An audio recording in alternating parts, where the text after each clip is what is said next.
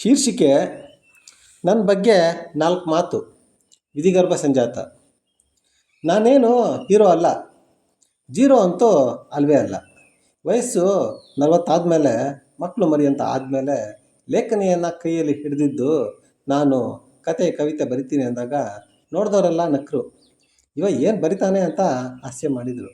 ನಾನು ಬರೆದದ್ದು ನೋಡಿದ ಮ್ಯಾಗೆ ಅವರೆಲ್ಲ ಕಕ್ಕಾಬಿಕ್ಕಿ ಆದರು. 4 ದಿನ ಬರೆದು ಸುಮ್ಮನಾಗ್ತಾನೆ ಅಂತ ಅಂದ್ಕೊಂಡ್ರು. ಆದರೆ ನನ್ನ ಲೇಖನಿಗೆ ಕಡಲಿಂದಲೇ ನಾನು ಶಾಯಿ ತಂದಿದ್ದು ಅಂತ ಅವ್ರು ಯಾರಿಗೂ ಗೊತ್ತಿರಲಿಲ್ಲ. ನಾನು ಬರೆಯೋ ವೇಗಕ್ಕೆ 100, 200, 300 ಮುಗಿದು ಈಗ 400ರ ಸಮೀಪ ಬಂದಿರುವೆ. ಅದು ಕೂಡ 1 ವರ್ಷದ ಆಸುಪಾಸಿನಲ್ಲಿ. ಇದೇನು ದೊಡ್ಡ ಸಾಧನೆ ಅಲ್ಲ.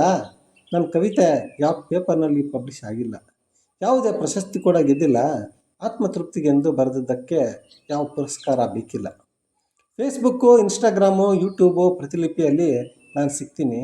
ನನ್ನ ಹೆಸರು ಸಹ 4 ಜನಕ್ಕೆ ಗೊತ್ತಿಲ್ಲ. ಆದರೆ ನನ್ನ ಕಾವ್ಯನಾಮದ ಅರ್ಥ ಹುಡುಕಕ್ಕೋದ್ರೆ ಶಬ್ದಕೋಶದಲ್ಲೂ ನಿಮಗೆ ಸಿಗಲ್ಲ ಅನ್ನೋದೇ ನನ್ನ ವಿಶೇಷ. ಅದು ನನಗೆ ನಾನೇ ಇಟ್ಕೊಂಡಿದ್ದು. ನನಗೆ ಯಾರೂ ಗುರು ಇಲ್ಲ. ಜೀವನ ಎಂಬ ಪಾಠಶಾಲೆಯಲ್ಲಿ ಕಲಿತವನು, ಪ್ರಕೃತಿ ಮಾತೆಯ ಮಡಿಲಲ್ಲಿ ಬೆಳೆದವನು ನಾನು. ನನ್ನ ಬರಹದಲ್ಲಿ ಒರಟು, ಬಿರುಸು, ಅಂಕು ಡೊಂಕೆ ಜಾಸ್ತಿ. ನಾನು ಸಾಮಾನ್ಯವಾಗಿ ಯಾವುದೇ ದೇವರನ್ನು ನಂಬಲ್ಲ. ಕಿವಿ ಹಿಂಡಿ ಬುದ್ಧಿ ಮಾತು ಹೇಳೋ ಕೃಷ್ಣನ ಪಾದ ಬಿಟ್ಟರೆ ನನಗೆ ಬೇರೆ ಗತಿ ಇಲ್ಲ. ನನ್ನ ಕವಿತೆಗೆ ಗಂಧ ಗಾಳಿ ಇಲ್ಲವೇ ಇಲ್ಲ, ಪ್ರಾಸ ಅಲಂಕಾರ ಯಾವುದೂ ಗೊತ್ತಿಲ್ಲ. ಆದರೂ ಅದರಲ್ಲಿ ಈ ಮಣ್ಣಿನ ಘಮ ಸೇರ್ಕೊಂಡೈತೆ. ಬರೆಯೋಕ್ಕೆ ನಿಂತರೆ ನಾನು ನಾನಾಗಿರಲ್ಲ. ನನ್ನೊಳಗಿನ ವಿಧಿಗರ್ಭ ಸಂಜಾತ ಹೊರಗೆ ಬರ್ತಾನೆ. ನೇರ, ದಿಟ್ಟ, ನಿರಂತರ ನನ್ನ ಮೂಲ ಮಂತ್ರ. ಕಾಂಪ್ರಮೈಸ್ ಆಗಿ ನಾನು ಯಾವುದು ಬರೆಯೋಲ್ಲ. ನನಗೆ ಸರಿ ಅನಿಸಿದ್ದು ಅಕ್ಷರ ರೂಪಕ್ಕೆ ಹಿಡಿಯುತ್ತೆ.